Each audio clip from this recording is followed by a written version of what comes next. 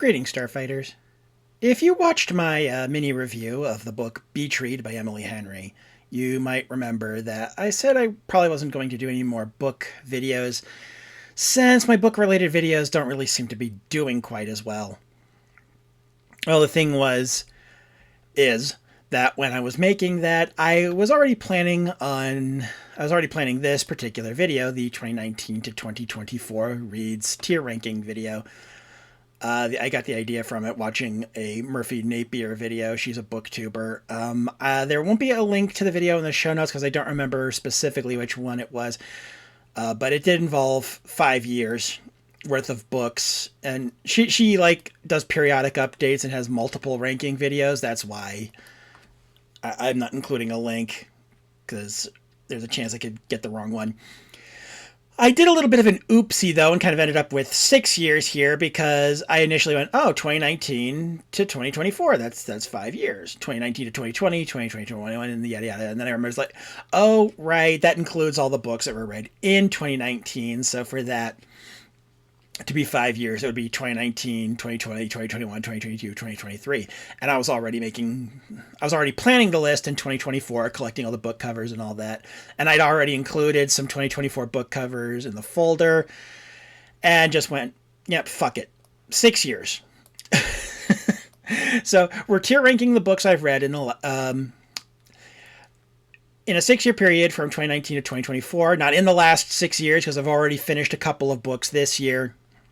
Okay, so here are our tiers. Sorry if my breathing sounds a little labored. Not really sure why that is. I only kind of just noticed it today. That's probably not a good sign, but I live in America, so good luck getting to a doctor to have it looked at. Anyway, our tiers here are amazing, pretty good. It was okay, I guess. It is certainly a book, almost a complete absence of good, and the hate monologue from I have no mouth and I must scream. I think the big difference between amazing and pretty good is amazing is something I just try to recommend to everybody, even if it might not necessarily be in their wheelhouse, whereas with pretty good, I would be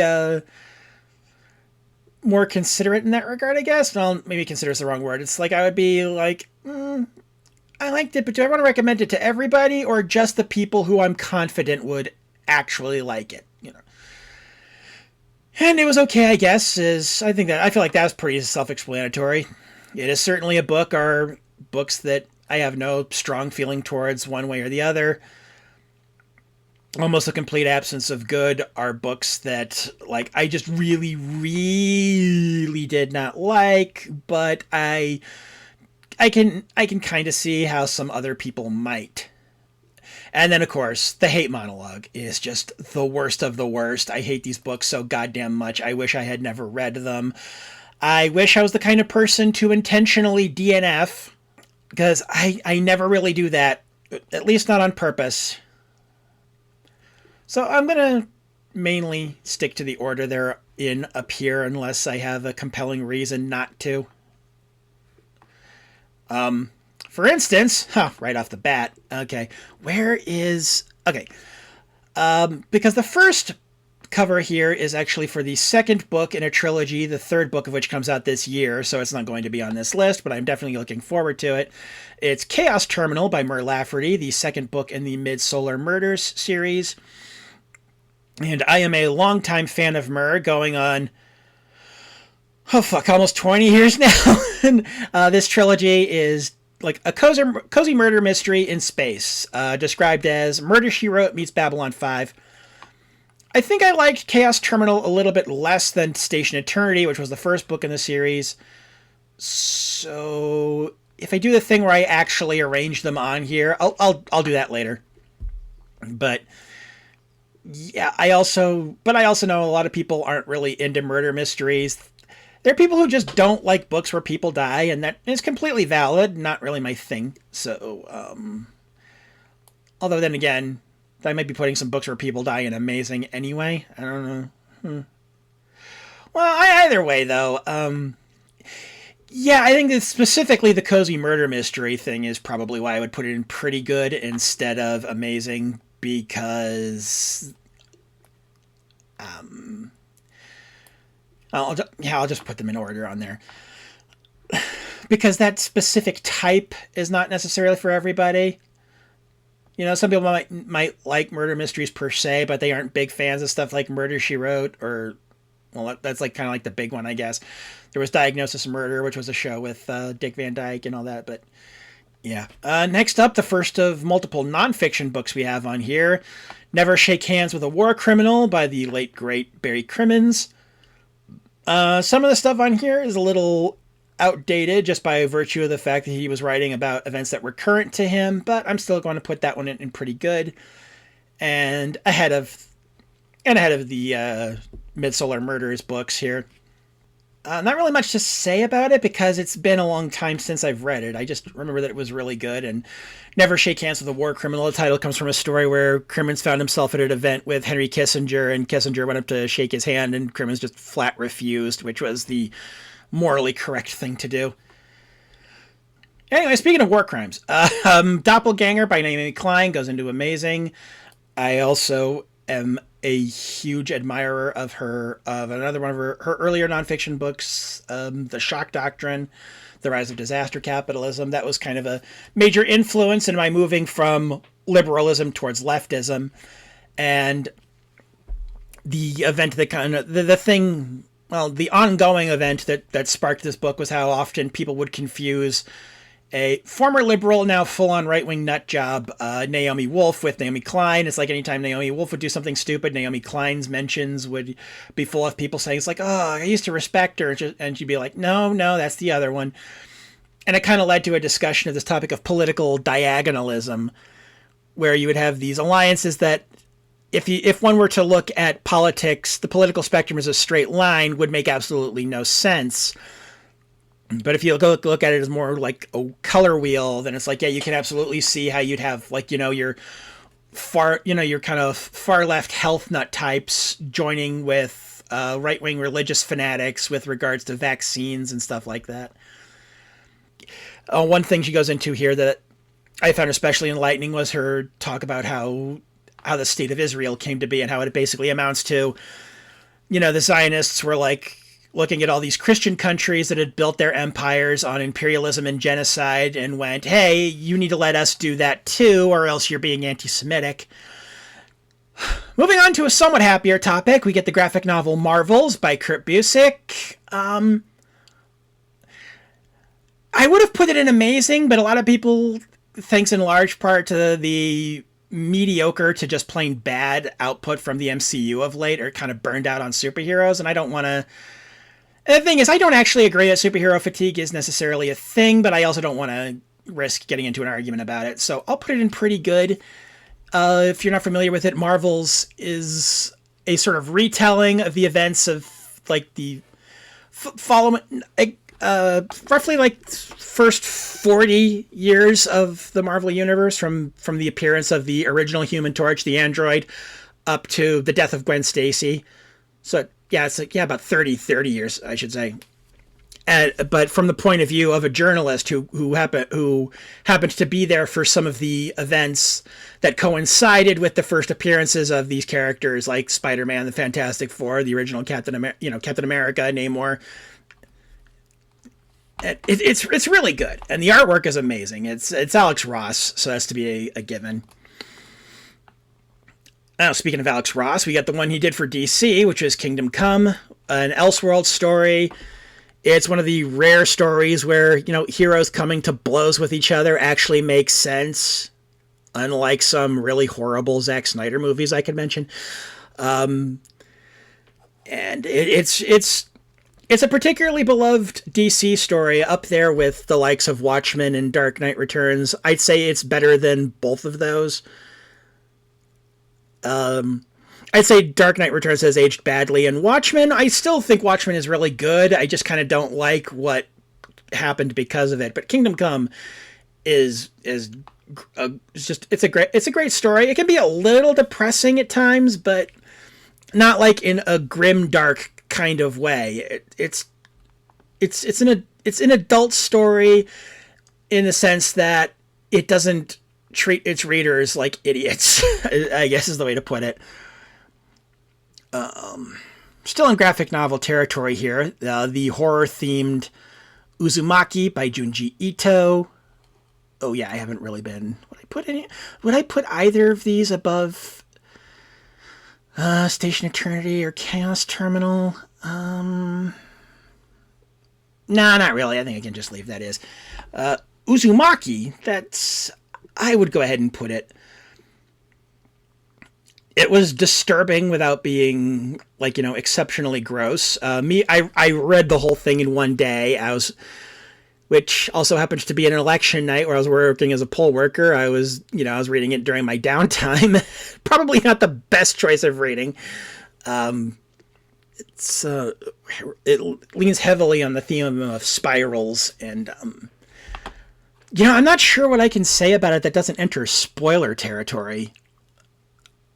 Some bits don't work quite as well as others, but it's not always consistent. It's not consistently great, but it is consistently good, and the artwork is fantastic. It manages to do a lot despite not being in full color.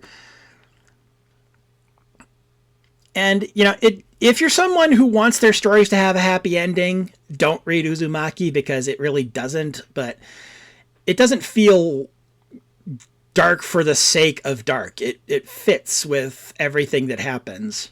You can see why the story kind of has to end that way, as sad as it might be. Because anyone who knows, if any of you are viewers of my main show on this channel, Shameless Cash Grab, my whole thing is, like, I don't really care about happy endings or sad endings. I care about forced endings versus earned endings. And Uzumaki has a sad ending, but it's an earned sad ending. On a happier note, okay, I would definitely put this above.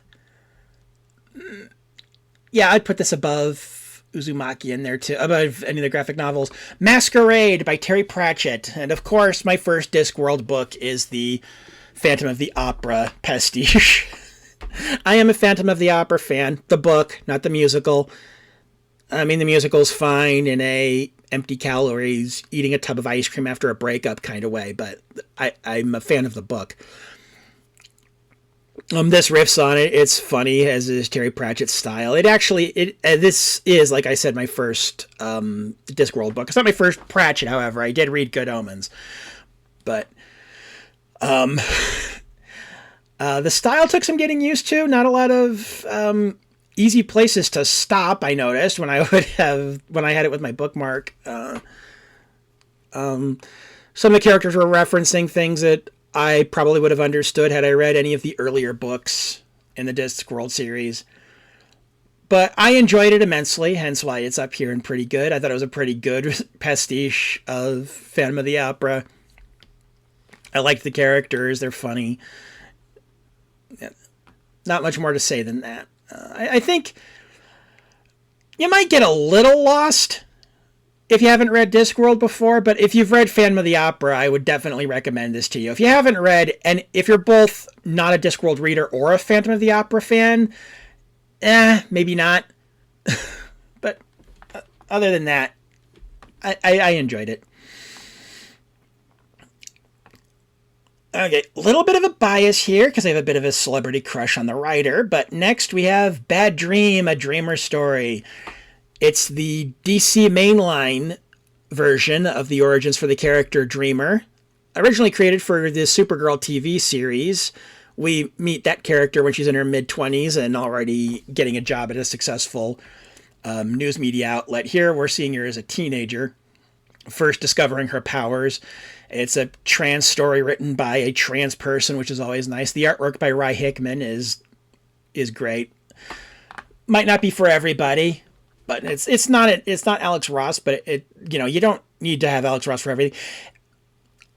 I don't even feel good comparing, because good art is good art regardless of style. Not every style fits for every story, though, so I think maybe Alex Ross might have been too much of a get for this. But yeah, it certainly has its dark moments. I mean, the main character loses one of her parents. Her sister turns out to be transphobic at like the worst possible moment. Yeah. I like Dreamer. I'm a Dreamer fan. You may have seen I've worn Dreamer shirts on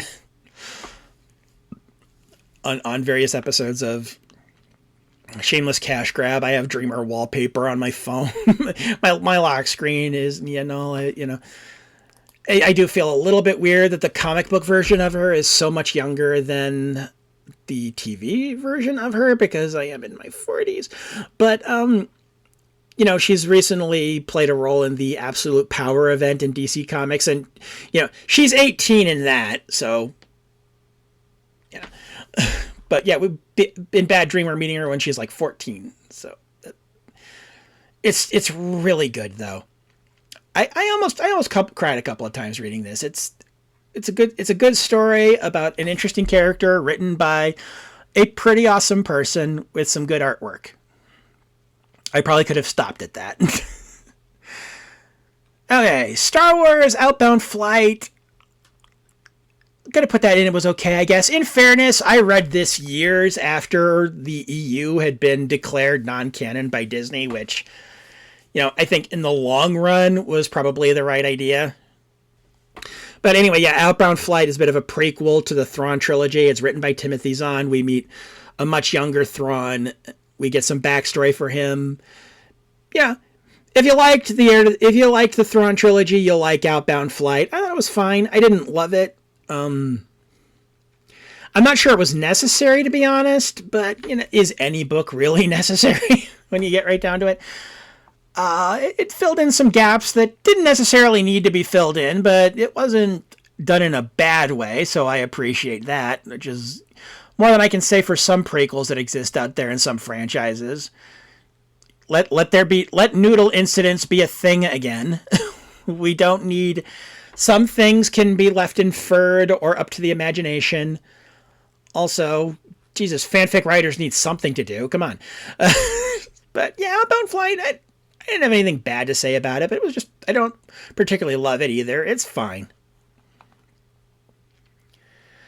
Okay, this one, okay, yeah, these get cut off. If I'm not sure about it, thankfully I have the option to do a right click and image a new tab, in which case it'll show me the whole thing. Observe. I hope this shows up on the recording, or that's going to be...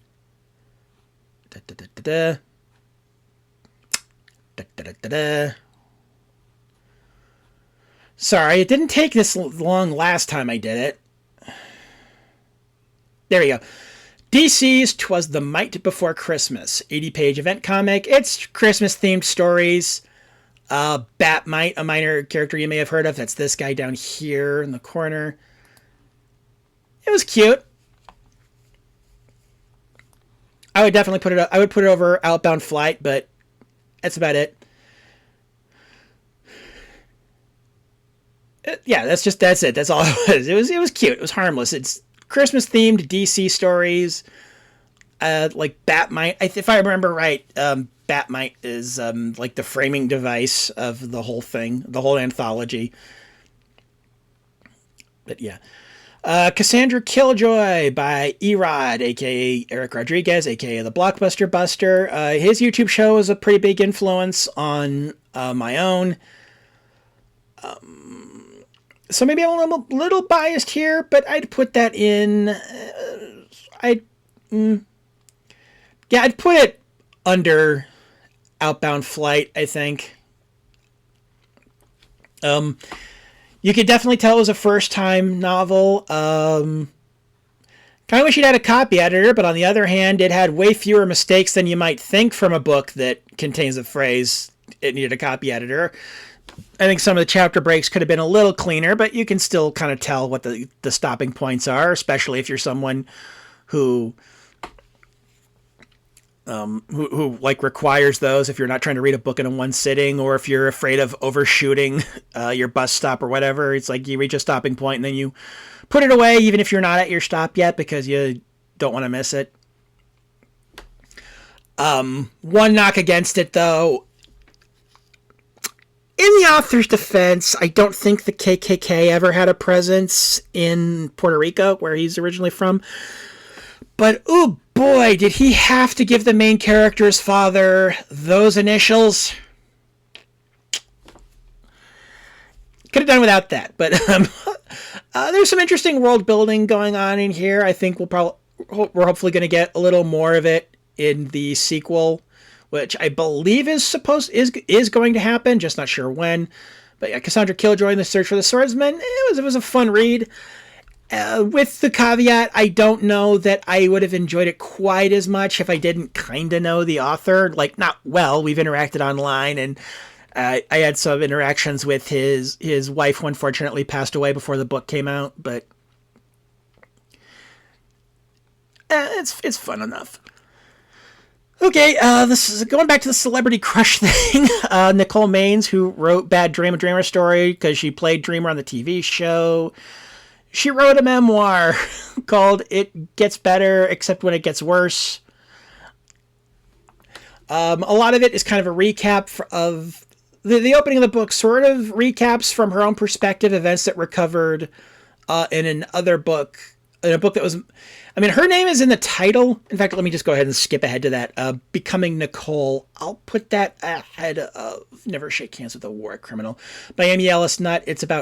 That one's more about her family than her, even though her name's in the title. And some of the events in Becoming Nicole get recapped, but in kind of a snarky, funny way.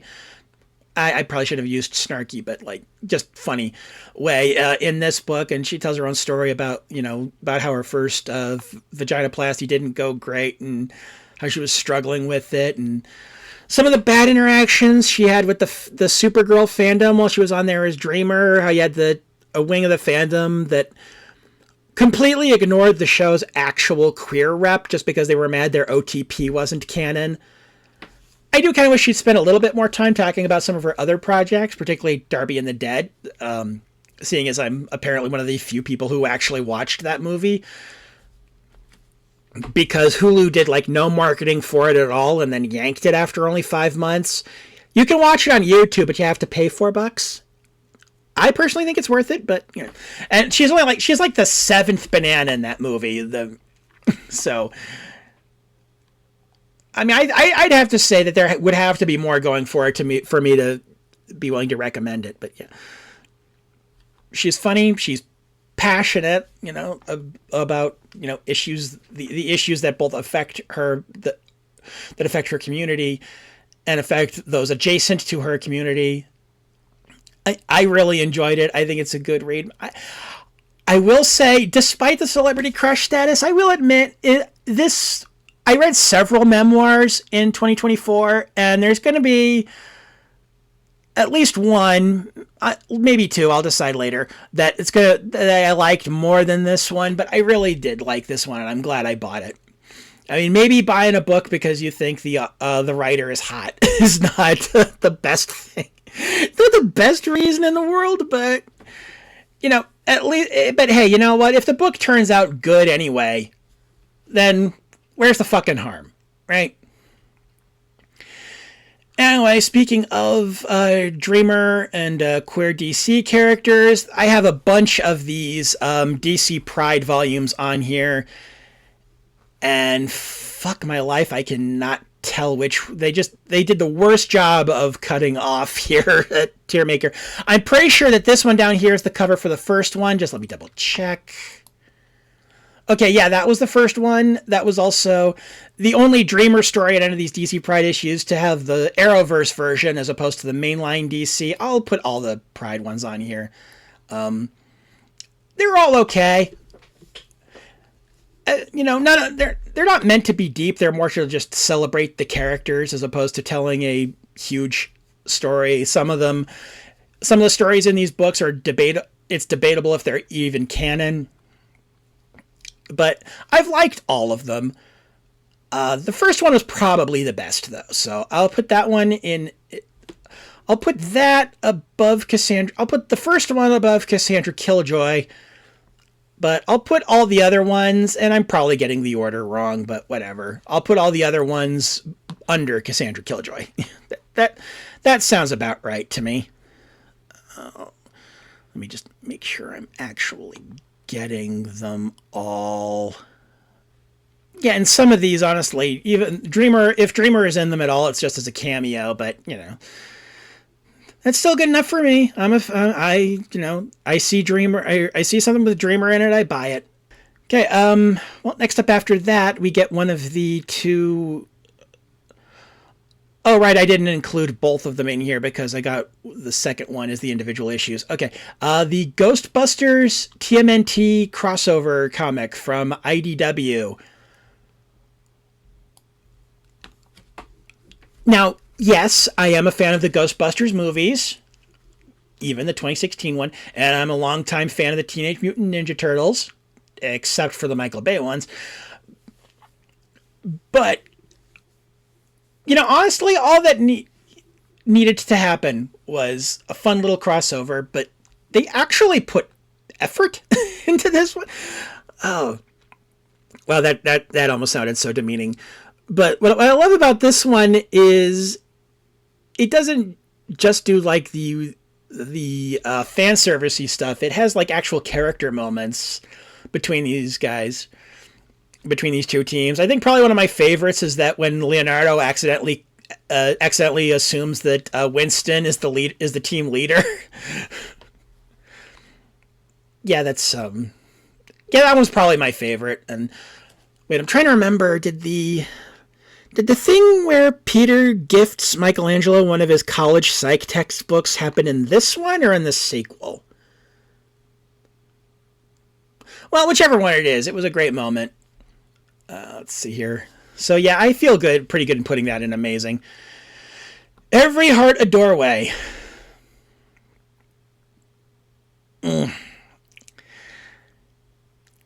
Okay, this is an it was just me thing here. I would not anti-rec this series, this book to anybody. It was the first book in a series, and I liked it, but the problem is like, the book had been kind of setting up this potential romance between like a gray asexual character and a transmask Okie, like Okie meaning from Oklahoma for those not familiar with the term. And I was like an asexual goth and a transmask Okie, and I was kind of looking forward to it, but then the end made it clear that it wasn't going to happen, and that was sad, and I just didn't. That made me not want to read the rest of the series, even though overall I liked it. This is one of the books I referenced actually in a video where I talked about a thing I run into sometimes where I will read the first book in a series. I will like the book, but not quite enough to want to continue it. And and the question I asked in that book is, does anyone else ever experience that? Because it does feel a little weird that I would feel that way. It seems like, okay, if you like the first book in the series, then why wouldn't you want to continue it? But it's happened to me several times, and Every Heart a Doorway by Seanan McGuire. I don't think I mentioned the author's name until just now. I'm gonna put it between Cassandra Killjoy and the other DC Pride books. Okay, If I Was Your Girl by Meredith. It's Meredith Monroe, right? Let me double check that. Meredith Russo. Okay, my bad. Who the hell is Meredith Monroe? Oh. If I Was a Girl is a YA kind of romance novel about a trans girl and her first boyfriend in high school, and I think it's Tennessee. The author, by her own admission, fudges things a little bit because it ostensibly takes place in the real world, but there's no way at the kind of school that our character goes to wouldn't insist that she be enrolled under her birth name, or under her dead name, I should say. I think it was fine. The problem I have is I was giving it as a recommendation when I was actually I specifically asked on a forum for recommendations about romance stories between trans people and cis people that have happy endings. And this was like the top one it recommended to me, and I don't know if I would call it a happy ending. I mean, they respect each other, which is nice. And he doesn't dead name her or misgender her, but they don't get together, and Admittedly, that's probably a good thing because these are high schoolers. But I'm going to put this at the tippy top of it was okay, I guess. It was a good read. It was... It wasn't like exploitative. It helps that the author herself is trans. It didn't feel like it was like there to be misery porn, but it's not like inspiration porn either. That's also bad, just bad for different reasons. Yeah, I feel putting it at the top of it was okay, I guess, is fitting for it. Okay, next up, we actually have a trilogy of ebooks featuring a character. Okay, I need to set this up a little bit. An author named Nathan Lowell, who I knew during the height of the podcast novelist days. These were people like T. Morris, Philippa Ballantyne, Scott Sigler, Mur Lafferty. I got her Midsummer Murders books up here. He wrote a series called the Share series. It was 6 books, centered 2 trilogies, 6 books, though each trilogy is standalone enough that you could only read one of them and be okay. I mean, the second one references events from the first one, but they're not like super important. And I thought the 6th book of that, which was Owner's Share, it was going to be the last one to feature the main character of Ishmael Wong, but not too long ago he released a trilogy of ebooks called A Seeker's Tale, set in the same universe as the Share series and featuring the main character, but this is sometime after the events of the second trilogy, and only like one character from the previous books returns. But so I'm not sure how much I can actually say about it without giving spoilers for the Share series.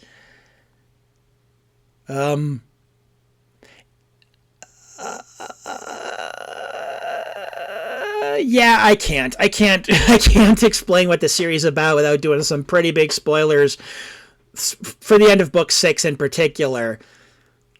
But I really enjoy Nathan Lowell's work. This is a guy in the first book of to feature this character. I think the first book of the setting period. There are other books besides the Share series and this trilogy, The Seeker's Tale, that don't involve the character of Ishmael Wong at all. Don't think I've actually read... Yeah, I haven't actually read any... No, I've read a few of them. Mostly the short stories.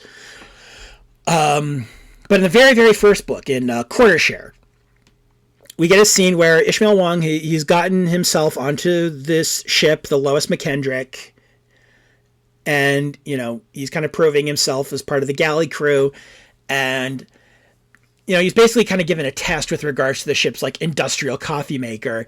And there's a scene where Ishmael is explaining to the ship's chef why he did what he did to clean and prep the coffee maker. And it is a really engaging scene. Again, this is a scene where an 18-year-old guy, is explaining his technique for cleaning an industrial coffee maker. And it is engaging. That's the kind of writer that Nathan Lowell is. So... I do like these books, and I want to say more about them, honestly, because but I can't do it without spoiling the previous series. I will say, overall, the Share books are better. I like the Share books better, if I'm being completely honest. But it was nice to meet this character again, and it is also nice to see, without getting too spoilery of this, even when he's faced with an opportunity to take revenge, he just doesn't, because what would it accomplish? So I'm going to put all 3 of these on here. You can't really make out the titles of them very much. Let me go ahead and do a little bit of open image and new tab here, just so. Okay, In Ashes Born is book 1. The whole setting is called The Golden Age of the Solar Clipper, if you want to check it out. But if you're only interested in the Share series, book 2 is called To Fire Called. I'll pull up the 3rd cover before I tell you the titles of the Share series. Okay. By Darkness Forged. Okay. So it's Quarter Share, Half Share, Full Share, Double Share, Captain's Share, and Owner's Share. I highly recommend those. If you really like those 6 and you want to see what happens after them, go ahead and check out the Seeker Tale trilogy here, but I don't think it's necessary at all. I don't regret having read them, but I can't say I enjoyed them as much as I did the Share series, hence why I've actually put them below all the DC Prides up here. And it was okay, I guess. Okay, I'm going to put this one in pretty good, but only because it's a Star Trek Deep Space Nine novel, and that is at least as far as the producers of the show and the actor who wrote this. This is written by Andrew Robinson, who played Garrick. This is Deep Space Nine novel, A Stitch in Time, written by Andrew Robinson. It's about Garrick. And the producers of Deep Space Nine, as far as they're concerned, the book is canon, even though Paramount might disagree with that. And this is where it's made explicit that Garrick was bi and had sexual attraction to Dr. Bashir. And, yeah, I'll put it between Never Shake Hands with a War Criminal and Station Eternity. It's just really good. If you liked Deep Space Nine, but you haven't read this book and you can find a copy, unfortunately, I think they reprinted it recently, so it might be a little easier to find than it was when I got it.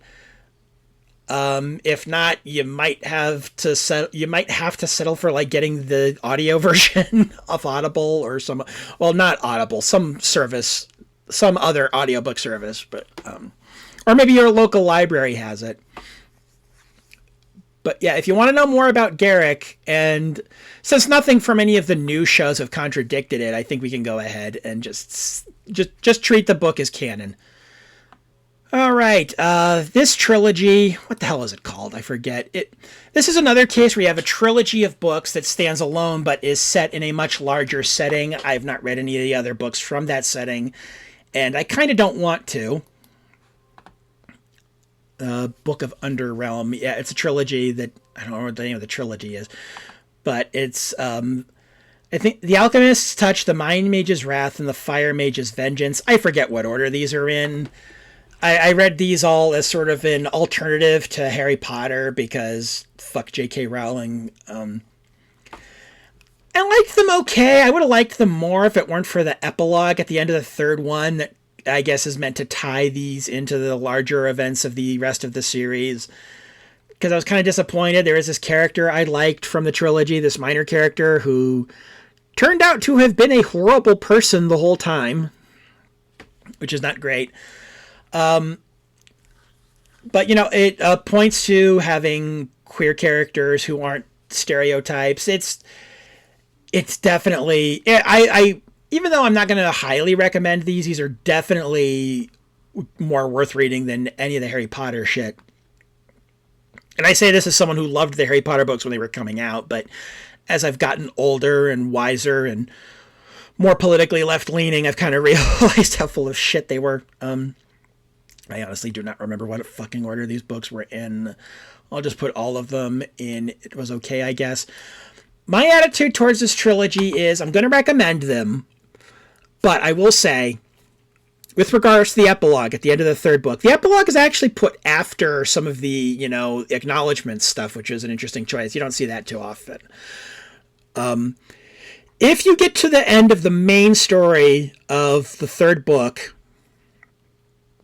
and you want to dive into the rest of the franchise, I guess, the way I didn't, then go ahead and read the epilogue.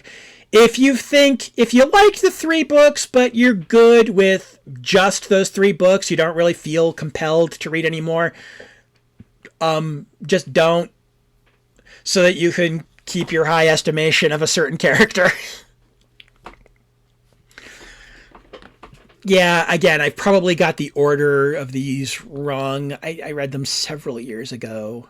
Alchemist Touch, Mind Mages rather than the Fire Mages. I do think the Alchemist... if I remember what the main character's focus was, I'm pretty sure the Alchemist's Touch is the first book, but I'm not 100% sure on that. Don't quote me. All right, here's where shit gets really complicated. H.L. Mencken's Christomathy. Well then, this guy's politics roll over the fucking map. As it seemed like for every brilliant insight he had into corrupt politicians or corrupt religious institutions, he had something that was incredibly racist towards the Irish or really eugenicsy. For every, the guy somehow could manage to be both anti-misogyny and a misogynist at the same time. If all you know about this guy is from some of his funnier quotes that have made their way onto t-shirts and bumper stickers over the years, and you might want to check out this book, I would suggest not. Keep your innocence. I wouldn't consider the man a monster by any means, but definitely really complicated, and while some of his ideas were ahead of his time, others were probably backwards thinking, even by by 1930s standards. So again, a complicated figure. I'm going to put that, I've put that one in. It is certainly a book. Much better than that, we have Dreadnought and Sovereign by April Daniels. There's quite a bit of trans content in this video. I heard about Dreadnought from Dominic Noble's YouTube channel. I'm gonna put both of these up in. I'm gonna put them up in Amazing, actually. Do I want to put them above Ghostbusters and TMNT? Yeah, okay, I think I'll do that. Actually, I think I might even put them over It Gets Better, except when it gets worse. It's about a character who, a young trans lesbian who gains superpowers when a superhero dies in front of her, and his abilities move into her body and alter it to make it fit, her inner image of herself, what she would like to be, which would be great for her were it not for the fact that she has horribly transphobic parents. And then she tries to go and join the in-universe equivalent of the Justice League and Avengers, and it turns out their resident magic user is basically a full-on TERF. These are really good. I read Dreadnought in under 24 hours. That's not something I do all that often, especially as I've gotten older. But I was really moved. I almost cried a few times, and and it doesn't do that thing that some stories will do. It definitely helps that this story. I don't think this story would have worked if a cis author had written it. Because we're inside this character's head, and she's a teenager. She's a scared teenager with abusive parents who suddenly has superpowers that she didn't really want and kind of got foisted on her. And so, she makes mistakes. She loses her temper. She gets things wrong. I know that some people have described this character as whiny, and to an extent I kind of get it, but again, she's a teenager who is going through a lot, and a teenager from a marginalized community that is going through a lot. And again, because this is a superhero setting, she's going through a lot of shit that even, people in her position in the real world are fortunate enough not to have to deal with. Yeah, and this is another one where there's a third book coming out soon, and I'm looking forward to getting it. I don't know. It's not available for pre-order like the third Midsolar Murders book, Infinite Archive, is, but I am looking forward to it.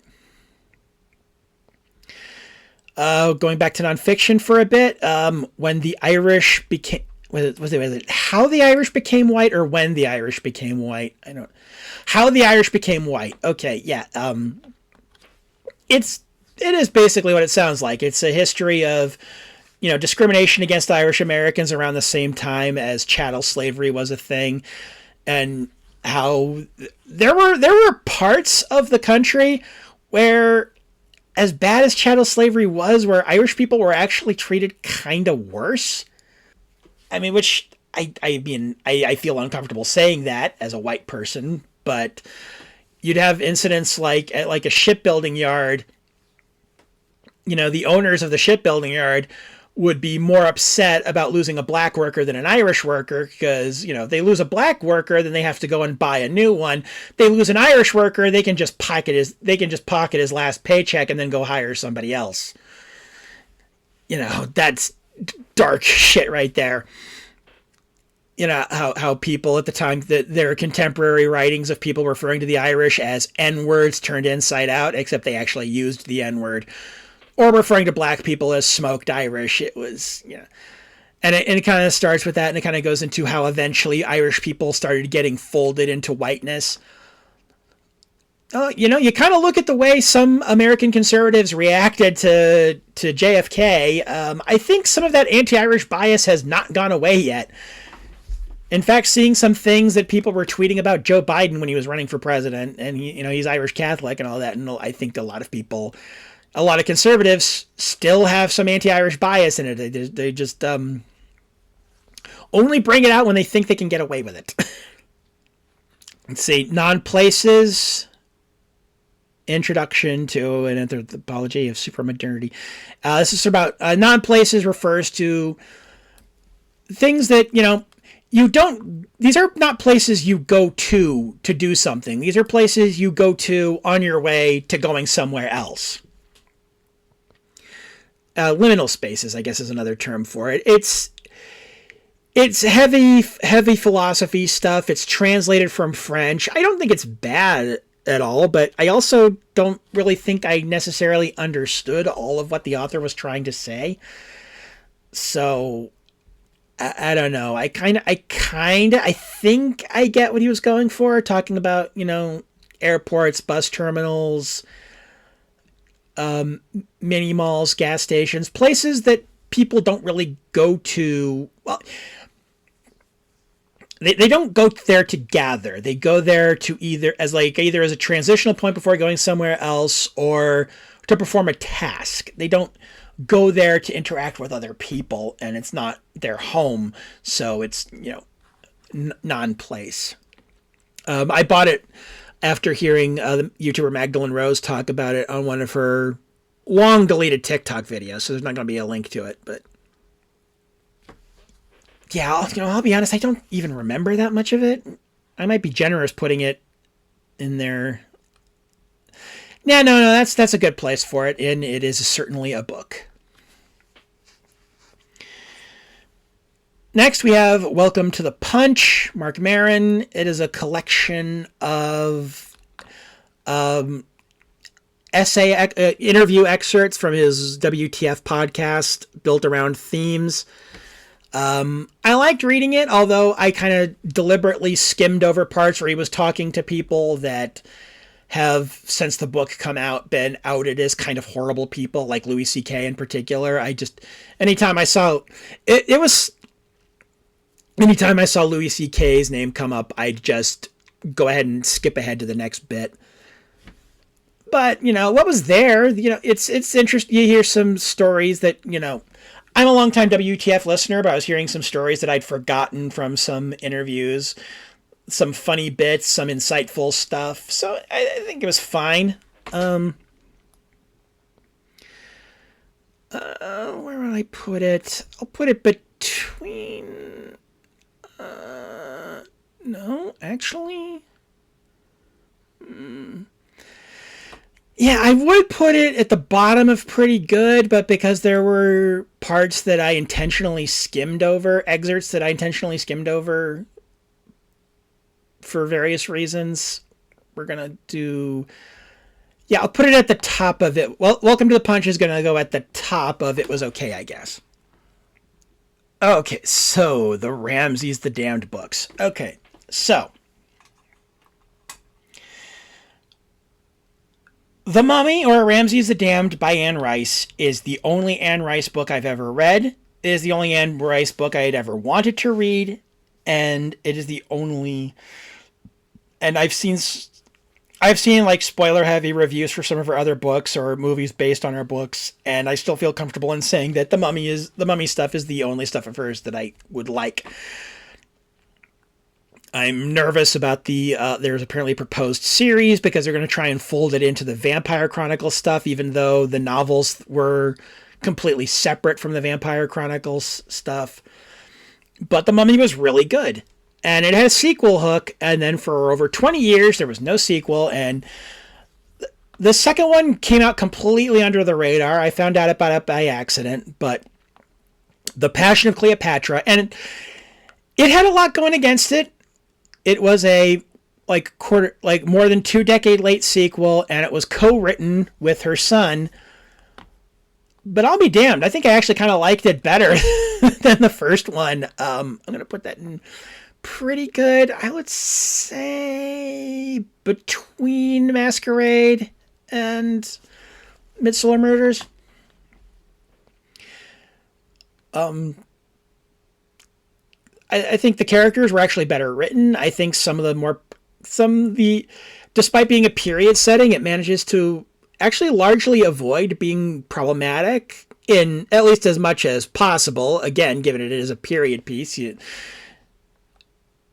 there's only so much you can do, because it is like ostensibly in the real world, just with some supernatural shit going on behind the scenes. I really enjoyed it. I was pleasantly surprised with it. Again, 20 years late, co-written with the author's son. I just liked it, and it didn't go in a direction I expected, but in a good way. And then the trilogy, which I don't think was meant to be a trilogy, but more on that in a second, was the something of Osiris. What was it again? Hold on. I'm so glad this is an option. The Reign of Osiris. Okay. Not quite as good as Ramses, not quite as good as The Passion of Cleopatra, but I enjoyed it as well. Introduces some new characters, some interesting concepts. We actually learn a little bit more about the immortality serum, which is kind of a big thing in this trilogy. The ending, I feel like the ending is what it is because Anne Rice had died before this book came out. And I think they'd originally intended to end the book on a cliffhanger. But either because she explicitly told him not to, or because he didn't want to, Christopher Rice decided to just end it here. I don't think he's ever explicitly said it, but the way this book ends it does feel like the ending was very much changed, quite possibly at the very last minute, because I'm not sure how far along the book was when she died. So to have it be a conclusion instead of a cliffhanger, because the very last bit does feel a little bit rushed, and I'm not entirely sure it works. But if I'm right, and that this was the result of the author's real life passing as opposed to the planned ending, I can be a little bit more forgiving of it. But yeah, I actually do recommend the trilogy as a whole. The Mummy or Ramses the Damned, The Passion of Cleopatra, and Ramses the Damned, The Reign of Osiris. I think they're really good. And honestly, if you tried to read her vampire books but didn't like them, honestly, based on everything I've seen, you're probably right. But you might actually enjoy the Mummy stuff, and let's hope they don't try. If they try to make a TV series out of the Mummy, don't try to fold it into the Vampire Chronicles, for fuck's sake. Okay, another Ghostbusters IDW crossover. This one is the 1984 team with the 2016 team, and oh god, this is so funny.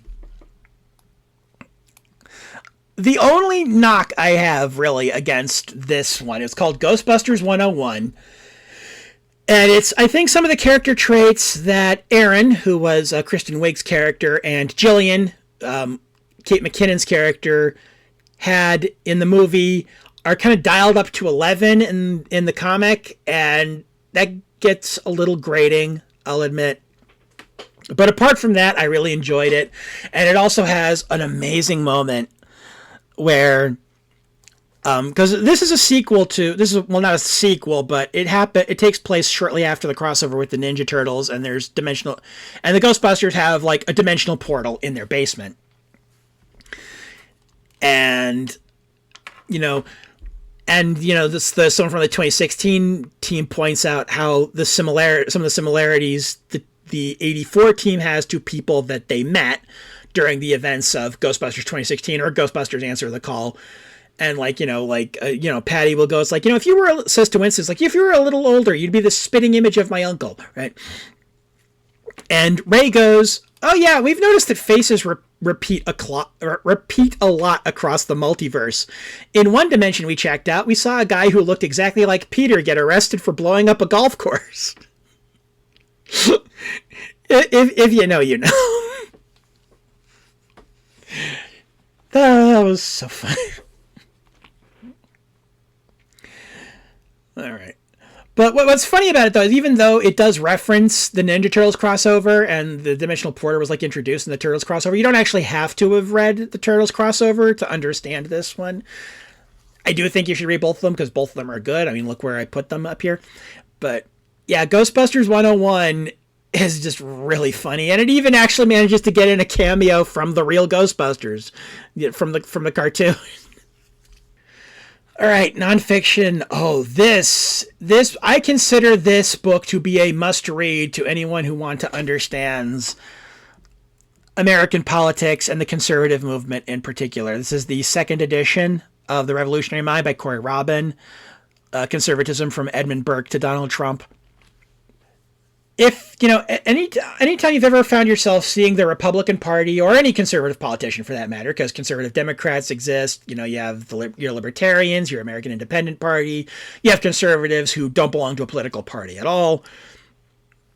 But if you've ever looked at the things they do and found yourself going, why are you like that? This book goes a long way towards explaining why they are like that. I would put this one, I'd say Doppelganger is the better written book overall, but in terms of importance for understanding modern politics, I'd say The Reactionary Mind and one of Naomi Klein's earlier books, The Shock Doctrine, are like essential reading. Shock Doctrine and Reactionary Mind. Definitely. I learned about this book from an Innuendo Studios video where, I think it was the last line before going into the end credits was, conservatism is a reactionary movement that is, at best, ambivalent towards democracy. And if you want to know what that's about, read The Reactionary Mind. Second edition, I don't know if there is a third edition. If there is a third edition, go ahead and get that instead. But second edition is the one that really, I think, explains how we got to where we were in 2020 and where we are now. The Last Son by Katie Edwards.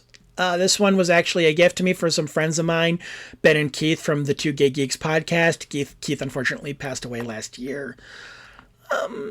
And it's set in a world where Atlantis has returned and has basically, Atlantis has come to the surface and Atlanteans now live in New England, and it's complicated, but it gets explained in the book itself. And our main character is the scion of a famous, of a powerful family. And he's a gay man, but Atlantean culture is not particularly queer-friendly. And, oh boy, if you think America engages in a lot of victim blaming, Atlanteans are even worse.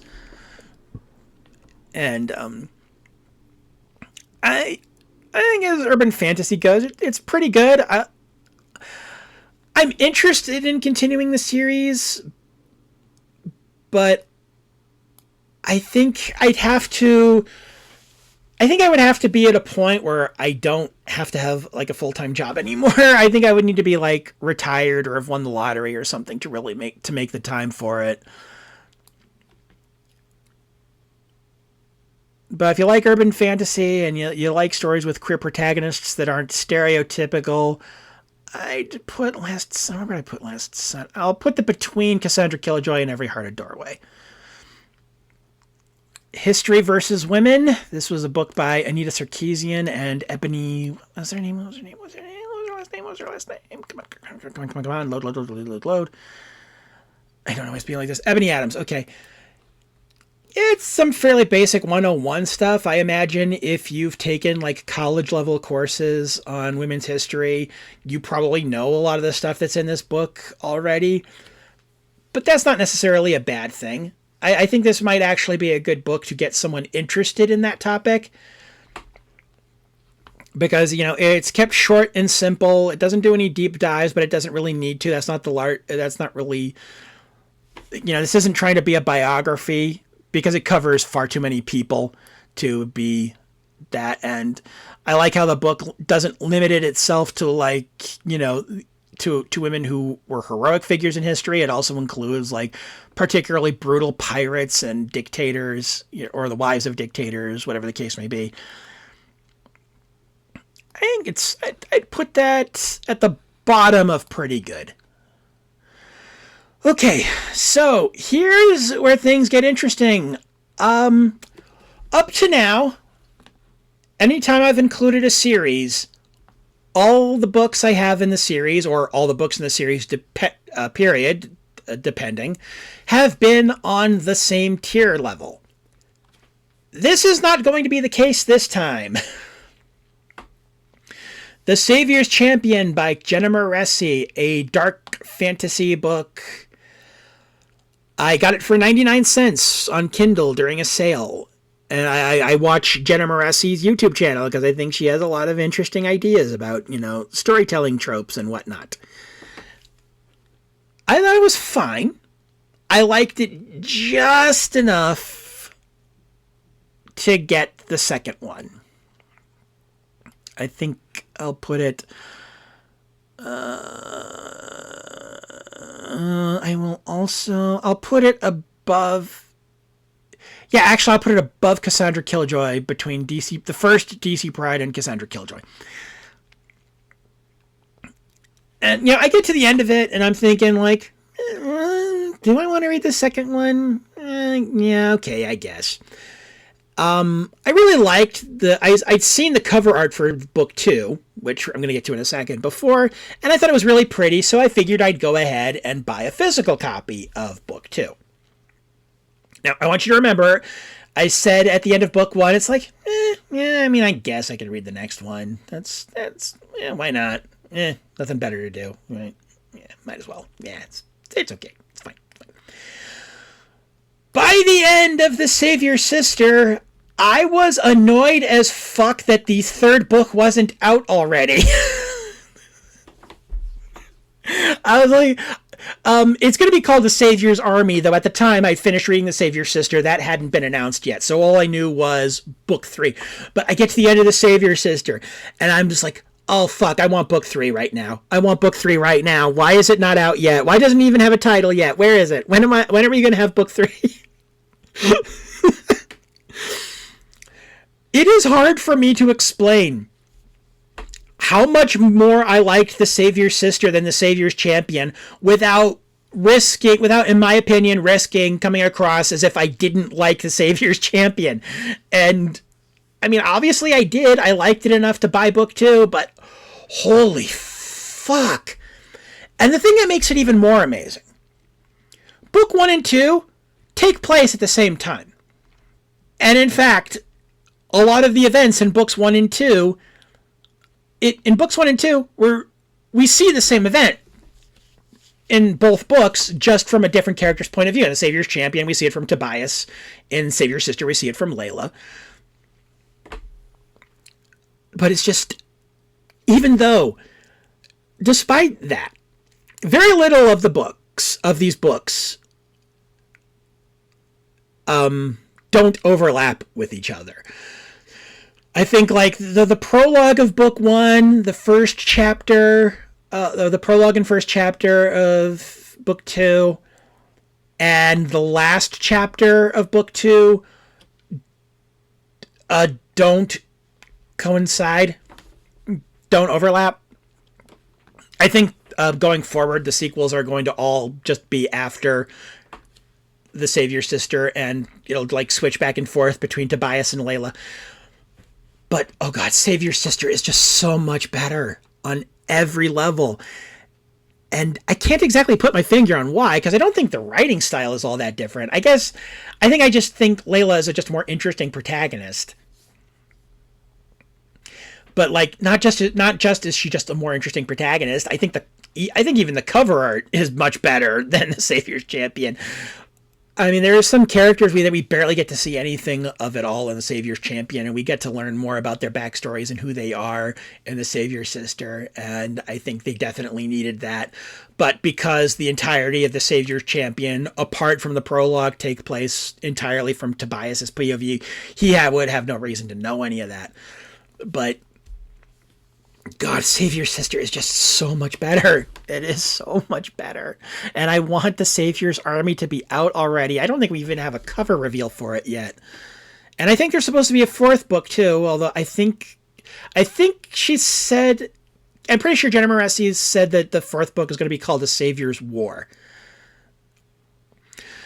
All right, going back to Mur Lafferty a bit. Again, she was one of those podcast novelists I was listening to back in the day. They were releasing their fiction for free over podcasts, and some of them managed to break into the mainstream. And like both Scott Sigler and Philippa Ballantine have gotten to write books for the Xenomorph franchise. Oh God, I'm blanking. Well, the point is, Mur Lafferty got to write a Star Wars book, specifically the novelization of Solo: A Star Wars Story, and I have complicated feelings about the movie, but the book is really good. I'm actually putting it. I'm going to put it between Marvel's and Kingdom Come. It really helps that we get to spend a lot more time with L3, who was the droid character voiced by, what was it? Phoebe Waller-Bridge? I think. She was the one who was also in Indiana Jones and the Dial of Destiny.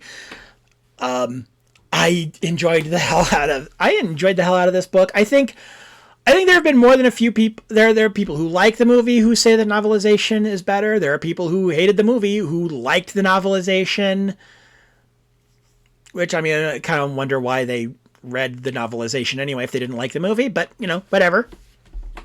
To each their own. This was great. This is... Honestly, if you don't want to watch the movie, don't. I mean, I kind of enjoyed it, although...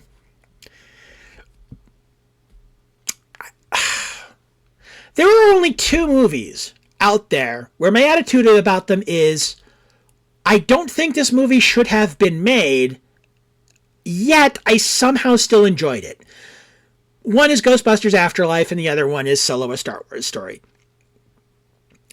So, if you don't want to watch the movie, I'm not going to recommend it for you. You have your reasons. I'm sure your reasons are valid, and honestly, even if they're not, I don't like the movie enough to defend it.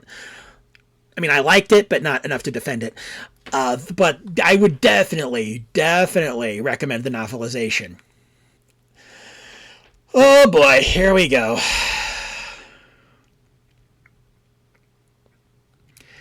We got our first stinker here, folks. Hark by Sam Lipsyte. Fuck this book. Fuck this book, fuck this book, fuck this book.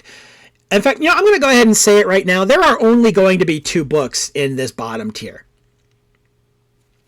I'm kind of lucky in that regard. But, and I think I'm going to say that this is the worst of the 2. Simply because I expected more. The other book that's going to go into this series is a book that was a free gift, and it was from an author I'd never heard of before. Hark was the second book I read by Sam Lipsyte. I'd read his 2004 novel, Homeland. 2 words, not 1, for the title there. And I really enjoyed it. It's really funny. The protagonist is unlikable, but in a way that kind of makes sense. And I think it speaks to the quality of the writing in Homeland, that one of the supporting characters is a high school principal who lost his job after getting into a relationship with a former student who would become a dominatrix, because she was over 18 and had already graduated. That's why he's not in jail. And the relationship didn't, again, to be sure, the relationship didn't start until after she was 18 and graduated. So I feel so I'm on a list now. But anyway, yeah, I mean, you're still rooting for, you still kind of feel sorry for the character, despite the kind of admittedly wildly inappropriate and gross situation. I am probably doing a very bad job of selling this book, but the point is, I really, really liked Homeland. And while I know he'd written books between Homeland and Hark, none of them really got onto my radar. Hark got onto my radar when Sam Lipsyte made one of his several appearances on the WTF podcast with Mark Maron, referenced here with Welcome to the Punch.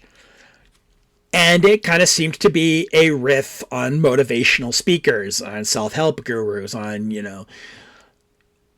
and, basically cult-like woo-woo kind of stuff, your crunchy granola moms kind of stuff. So I kind of went into it with high hopes. I mean, I did try to keep it tempered. I did go into it and it's like, okay, so it probably won't, just don't expect it to be as good as Homeland and you'll be fine. I should have set my expectations even lower than that because I hated this book. The characters are also unlikable in the way that they were in Homeland, but not in a way that's entertaining. Where, I mean, in Homeland, you kind of want to root for them anyway, even though they're not the best people. The unlikable protagonist thing is a tough thing to pull off. Homeland succeeds. Hark fails miserably. I hated every single one of these motherfuckers. The most sympathetic person in the book is the woman who is cheating on her husband and then brings the guy she's cheating on him with to the hospital when their daughter is injured. And then has the nerve to act like her husband's the asshole for being upset about this. Her husband is an asshole, but for completely unrelated reasons. I mean, he's probably the second most sympathetic character in the book, and the way he unwinds is by watching videos of poor pregnant women who've been paid to give blowjobs. And here's the thing, not kink shaming, it's not the pregnant part that bothers me, it's the paid part, because, specifically, okay, no. Poor pregnant women paid to give blowjobs. It's the poor part that really kind of has me going, fuck you, man, because, again, feels like there's a real power imbalance going on, an economic power imbalance going on here, and it is making me uncomfortable. I mean, finding pregnant women hot. I know there are some YouTubers I follow who are put off by that, and honestly, I think they're getting they're being a little puritanical about that. But, like if they weren't poor, if the book didn't go out of their way to specify that they were poor, I would not care. But the book did go out of their way to specify that the pregnant women in the videos were poor, and that is what bugs me. And again, this was the second most likable character in the book. And also just the random anti-Semitism out of nowhere. What the fuck? Actually, anti-Semitism is actually kind of like the one thing that the two books in the hate monologue have in common, which, yeah. I know there are some people that might be surprised at that, given my vocal pro-Palestine stance on social media, but here's the thing. Despite what the government of Israel would have you believe, anti-Zionism is not the same as anti-Semitism. I mean, there are people out there who are both, but those are Nazis, and you can ignore anything they have to say, and also you should shoot them in the face. But I'm going to get flagged for that. But yeah, the anti-Semitism. In fact, actually, one book also kind of gross towards Palestine. The other book, it's going to be at the bottom, is gross towards Palestinians too. So that's a twofer. But just I hated Hark so much. And the fact that it was from an author whose previous work I not only liked, but I considered I mean, maybe if I read it today, I would feel differently. Because it has been like 20 years since I read it. And maybe it hasn't aged well. I don't know. Maybe if I were to read it again, I would hate it. But as it stands in my memory right now, Homeland by Sam Lipsyte is one of my all-time favorite novels. And the fact that it's the Hark is written by the same guy. It has some of the same. It has like the same style of comedy. It has kind of the same types of characters, albeit with considerably more wealth and influence. It's just ugh. I hate this book so much. Okay. 1984 by George Orwell is up next. And, yeah, pretty good. It has aged well, but not really in a good way. I will say, having read it, I was already kind of aware that there were a lot of centrists and neoliberal and conservative types who had completely missed the point of 1984, but only because other people pointed out to me the ways in which they missed the point of 1984. Having read it myself, it is that much more obvious to me the ways in which they missed the point of 1984. And one thing that was kind of interesting, there's a character in this book, I'm forgetting his name, but he was kind of a sort of, he wasn't a friend of Winston, but he was someone that Winston always kind of ended up having to listen to during lunch breaks at the Ministry of Information. And this guy his purpose in the book is to basically explain, is just sort of info dump about how the new dictionary, the in-universe new dictionary is supposed to work. And but it's not clumsy at all. It's actually pretty good world building, because the setup is this guy is way too proud of the work he's been doing on the new dictionary, because he will not stop explaining what he's doing to Winston, even though Winston has already said that he knows that he knows what this guy does. This guy just will not shut up about his job. He's that proud of it, which is, I mean, that's actually one of the more clever ways to include an info dump in a story without pulling the "as you know, Bob" deal. But yeah, this guy, he's really proud of the work he's doing on, altering the language and editing the dictionary, so much so that the party disappears him because he's basically saying the quiet parts out loud. And a joke I've made before is that Donald Trump is like if instead of disappearing that guy, they made him the new Big Brother. Proof of Collusion: How Trump Betrayed America by Seth Abramson. My aunt bought me this book, and I'm not entirely sure why. Because, I never doubted that Russia interfered with the 2016 election. I'm skeptical that I don't believe that they are solely to blame for how that election turned out. There were many things, including the Electoral College and Hillary's campaign not having a ground game in Michigan or Wisconsin, or and also Gamergate, and just so many things. But Russia was definitely part of it. I'm not a fucking tanky here. But I don't think there was anything in this book that I didn't particularly know. I mean, maybe there was more context for what I knew. It's in the sense that I knew it, but I didn't know all the details. I could tell you that it happened, but not why it happened. So I guess in that sense, the book is fine, but I didn't really need to read this to know all this shit. And I wonder why she would maybe she just thought, she never actually told me why she bought it for me, but maybe she just thought I would find it interesting, and I'm just being presumptive here. But I had been open talking around her. I lived with her until she died last August. How, while I agree that, Russia, the Putin government interfered with the 2016 election, that they are an imperialist, that they're an imperialist state, hyper-capitalist, oligarchical. I'm aware of that. It just also kind of bugs me how often liberals would try to pin problems with America that Russia were merely taking advantage of. We'll try to claim that Russia created those things as opposed to simply taking advantage of them. And also, I didn't like how some liberals, when criticizing Putin, even though they were right to do so, would recycle old Cold War rhetoric and Russia is not a communist state. It hasn't been for a long time.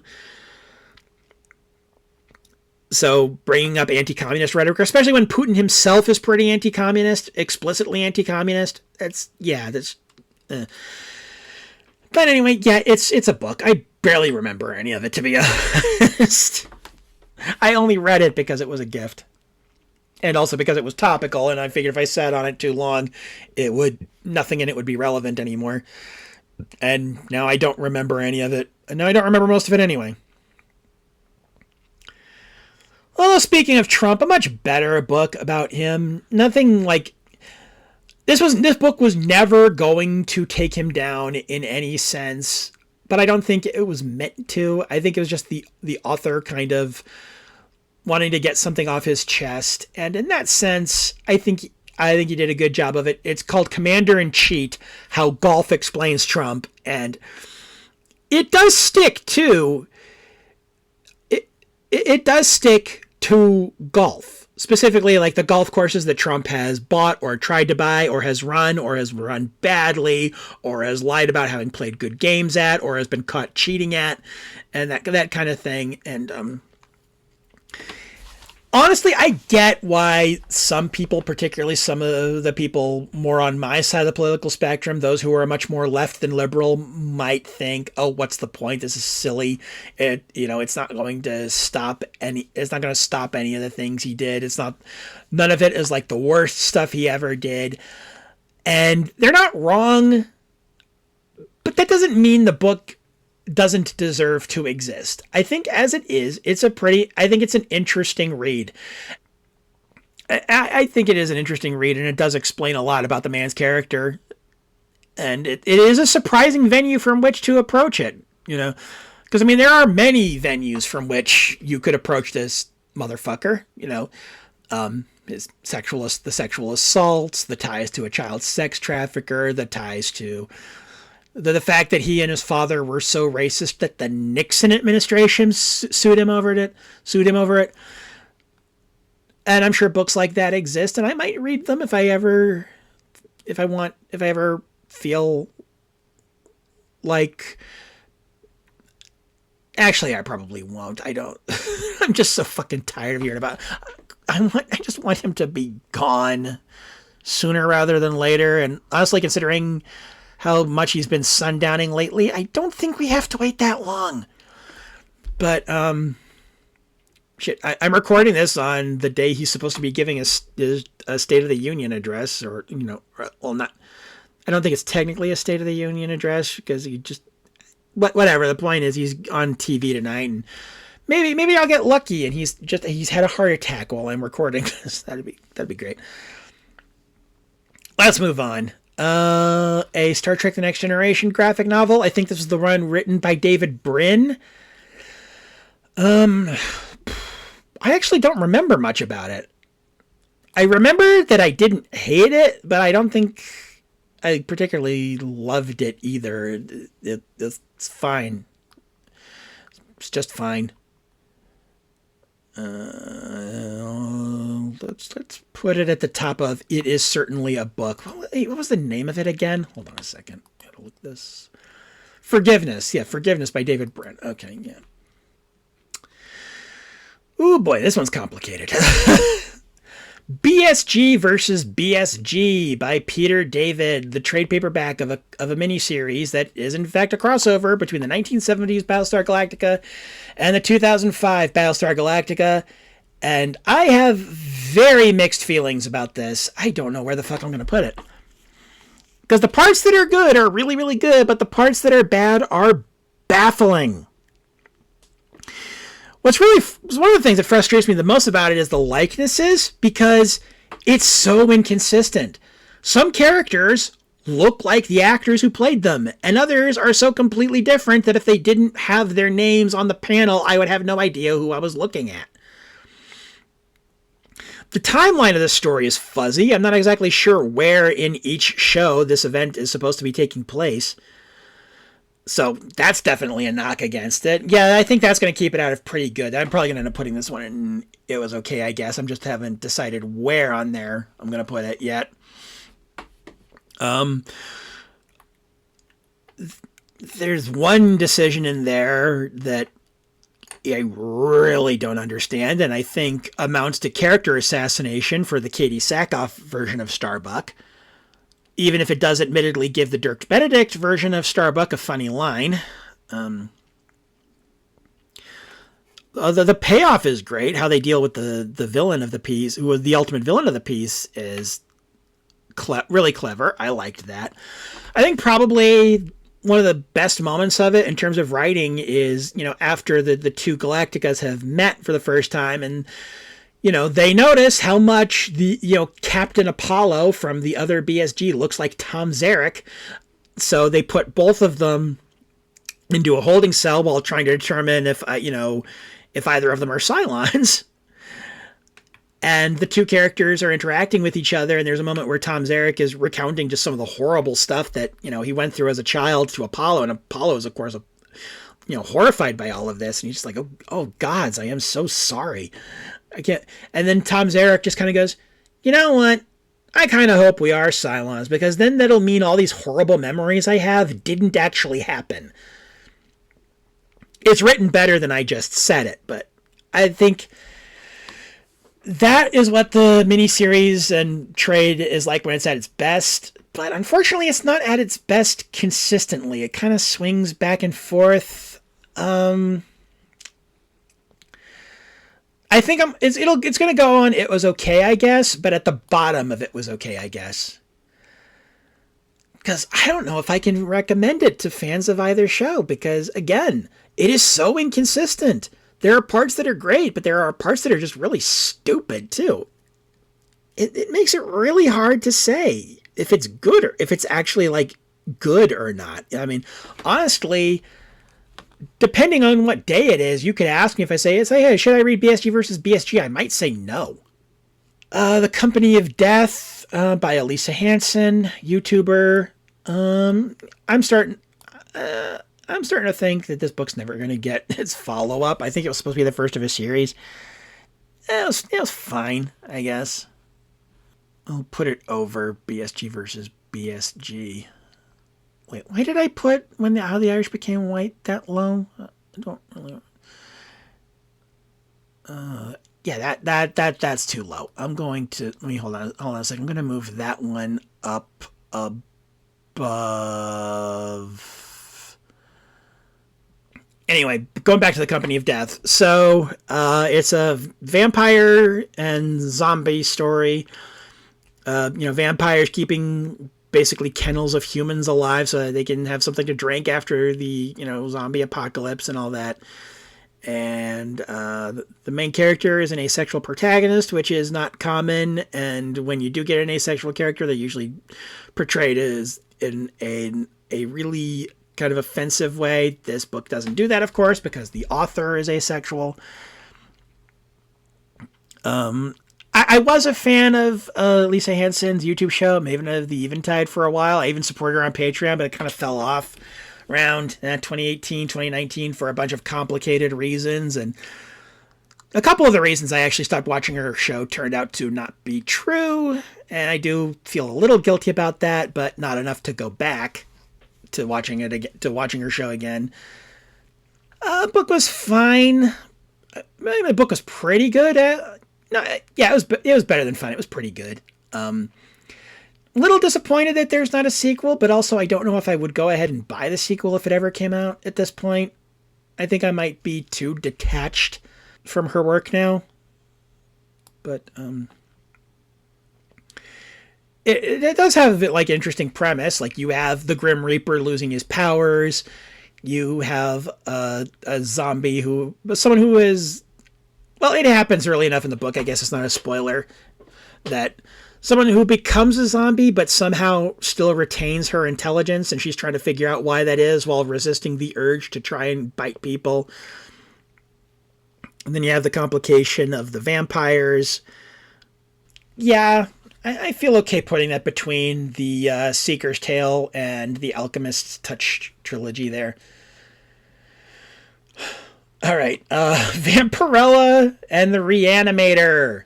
Herbert West as Specifically, the version of Herbert West played by Jeffrey Combs in the movie Reanimator. It's just goofy fun. It's schlock, but in a good way. I'm putting that one in pretty good. I'm going to put it ahead of 1984 just because of how much fun it is. There we go. That's all there really is to it. It's Vampirella. I just say Vampira instead of Vampirella. It's Vampirella and the Reanimator. I mean, you're going to get what you paid for in that. Whew. Brimstone's Night by W. Wright.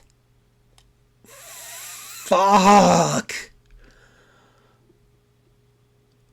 I hate this book so goddamn much. Everything about it is wrong. It's possibly anti-Semitic. I don't feel comfortable in saying it's definitely anti-Semitic, but it definitely has a feel to it. It also doesn't treat the Palestinians much better because the Palestinians are fully genocided in this book, and it happens over the course of about one page, which goes to show you how much care for the plight of the Palestinians was actually involved in it. I think it was just there to give the heroes a motivation. Okay, concept-wise, I love the concept of this book. And the concept is that basically is dragons were around during the time of Christ and were actually involved with helping spread the gospel. But dragons can only communicate with people through telepathic links with their knights. And the knights, only gay men could be knights. Hence why the Catholic Church buried the existence of their order and tried to bury the existence of dragons. Interesting enough. The book sets up a protagonist who is dead about 2 chapters later. Antagonist. I made this mistake too when I did an anti-rec for this book on Light Treason News. It sets up an antagonist who is dead a chapter or 2 later, and then sets up another antagonist who is dead a chapter or 2 later. Over and over and over again. This book does not have a main villain. It has like 12 of them. The pacing on this book is god awful. It feels like someone had planned to write a 7-book series, realized they weren't going to get all 7 books, and then tried to cram all the major events of those 7 books into one. It is just, for some books, a lightning quick read would be a positive, because it means you're invested and you don't want to put it down. The pace is lightning fast because shit is over so quick you barely have time to process it. Oh, and then at the end of the book, a trans woman becomes a knight, but because of the whole, it's been a rule for like over 2,000 years that dragons can only telepathically link with gay men. That kind of makes you wonder how the author actually feels about trans women. And then it ends on a cliffhanger. All of that, and it ends on a fucking cliffhanger. I'm like, how fucking dare you, book? You did not earn a cliffhanger. How can you have a cliffhanger at the end of a book that feels like it's 7 books that's been crammed into one already? Jesus. It is so bad. It's just so bad, and I want to like this. I mean, I guess, diversity win. The shitty fantasy novel has a gay protagonist. Yeah, the author of the book got into an argument with me about my 1-star review for it on Goodreads. That's never a good look. God, I'm just glad I didn't pay for it. That's for sure. Okay, so another one we hear is a mini-series that was collected as a trade, hence why it's collected on here. It's on this thing. It's called The Sequels, and it's sort of in the vein of Stranger Things in that it's homage to 80s fiction. Specifically, you have these 4 characters who as kids went through scenarios that are similar but legally distinct to the plots of various 80s children's movies, your Goonies, Flight of the Navigator type movies, E.T., E.T. Explorers, that that kind of thing. Mac and me, but it goes to these characters as adults, and they're kind of struggling as adults because they went through these events, but nobody believed them, but eventually the four of them are brought together by someone who believes them, and not sure how much more I can say about that without it being without entering to spoiler territory, but I liked it, and in fact, admittedly, much of my turn against Stranger Things has to do more with one of the actors being an irredeemable, being an almost irredeemable. I mean, I guess he's young enough that he might be redeemable, but he's a piece of shit regardless. Irredeemable piece of shit, redeemable piece of shit, doesn't matter, piece of shit. But I think the sequels is pretty dang good. I'll put that. I will also put I'll put that between 1984 and History vs. Women. Yeah, it's the sequels. What's the name of the author on that one? I probably should have said that. Oh, damn it. I can't tell in there. I do kind of like how it's from Fanbase Press, and this is not the cover of the trade, by the way. I cannot see the name of the author on there. I think it's written by Norm. I think it says Norm Harper. Yeah, written by Norm Harper. Yeah, I think that's right. The title is The Sequels. Okay, so potential bias time. This not of a. I have a crush on the author for this one though. This is because the author is a longtime friend. Christiana Ellis. If you watch my main show, Shameless Cash Grab, you might recognize that she and her co-host Mike Mateen of the Watching 100 Movies podcast did the 6th anniversary special for Shameless Cash Grab when they talked about the Beach Girls and Streets of Blood on Watching 100 Movies. This is Philip Esposito, Interdimensional Private Eye. This started out as a serialized project on her blog that got turned into a full novel, and I enjoyed it, but I remember that I enjoyed it, but I can't remember much else about it, unfortunately, which is not fair. I don't know. Because I don't feel like I should have forgotten as much of this as I did. That sucks, because I do distinctly remember having a really good time reading it. So why did so little of the actual events of the story stick in my head? That's messed up. But, I mean, the title is not a lie. She is a private investigator that can travel between dimensions. She even has a safe house in a post-apocalyptic world where humanity has ceased to exist, so not much chance of anyone stumbling across her stuff there. But I feel so bad that I remember so little of the book. I remember how I felt about it, but not much else, which is so weird. You'd think if I remembered a book enough to remember that I liked it, you think I'd remember more about what happened in it. That's fucked up that I don't really remember. I guess that's why I'm only going to put it at the bottom of pretty good, although I feel like if I remember more about the actual plot, I might rank it higher. But yeah, Phyllis Esposito, Interdimensional Private Eye. I read it well before 2019, but I can also recommend her fantasy novel, Nina Kimberly the Merciless. That one I remember more about. Like the main character teaching a dragon sign language. And I remember the jokes. It's funny. I think both Nina Kimberly the Merciless and Phyllis Esposito, Interdimensional Private Eye have very similar styles of humor. But yeah. Okay, so Palm Mall, a vaporwave novel by Oliver Neal. Loses points for kind of doing the autism as a superpower thing. But other than that, I'll put that at about the bottom of pretty good. I mean, if you're not into like the vaporwave stuff at all, like the vaporwave music, your artists like Vectroid, Saint Pepsi, and whatnot, you're probably not going to like the book very much, because the book very much tries to evoke sort of that same feel, despite being a novel as opposed to artwork or a song. But I think it was fine. Kind of the interesting twist on the two kind of sliding doors style of story, especially since it's not obvious that's what's happening at first. It takes a while to reveal that.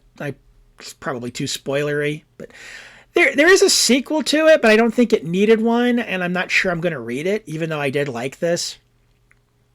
You can kind of tell it was independently published. The biggest problem, the back cover, the artwork is actually cut off, so somebody fucked up on the sizing. But maybe it didn't need to be as long as it was. I think maybe it takes a few too many asides. But overall, I'd say it's a pretty good read, but again, only if you're... I don't think you'd get anything out of it if you're not already into Vaporwave, even casually. I mean, and if you just hate Vaporwave on principle, I mean, I guess I can understand that. But just don't bother. I don't think I don't think this book would improve your opinion at all, but yeah. Palm Mall, which is... Boy, there's a title that would be fun to say if you had a speech impediment. But yeah, I feel pretty okay putting that at the bottom of pretty good. Okay, up next is the anthology Escape Pod, celebrating the anniversary of the Escape Pod podcast for short science fiction, edited by Mur Lafferty, who's been on the list before with already with Station Eternity and Chaos Terminal and Solo. I'm going to put that in pretty good. It features works by John Scalzi and Kay Jemison, amongst others.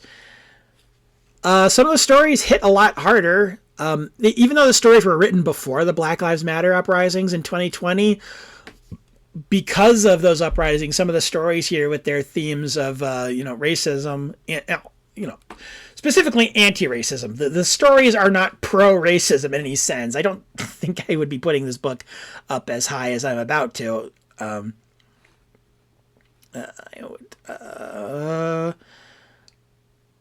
Yeah, I'll put it between... No, actually, you know what? No, I'm going to go ahead and overall...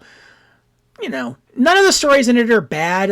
The stories in it range from okay to really good. So I think on the aggregate, I feel okay putting Escape Pod there between A Stitch in Time and Station Eternity. There's stories involving, stories involving time travel and sci-fi, but with dragons. The dragons are robots. It makes sense in context. And the Escape Pod podcast has been running for a long time. A couple of spec-fic Christmas stories that I listen to like every year, both by Mur Lafferty, actually. Merry Christmas from the Heartbreakers and As Dryly as Before the Hurricane Fly, which is like sort of the steampunk Santa story, as some people might call it, are featured on Escape Pod. Okay. Okay, is there a pause? I need to pause recording real quick to get some water.